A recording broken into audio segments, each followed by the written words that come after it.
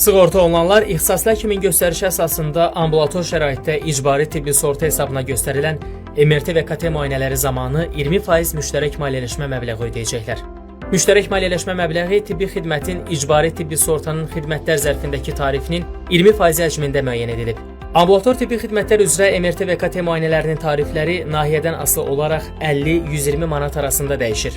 50 manat olan xidmətlərdə müştərək maliyyələşmə məbləği 10 manat, 120 manat olanlarda isə 24 manat olacaq.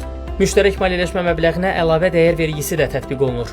Müştərək maliyyələşmə məbləğinin tətbiqi tibbi xidmətlərin keyfiyyətli və davamlı təminatına xidmət edir, tibbi resursların daha səmərəli istifadəsinə şərait yaradır.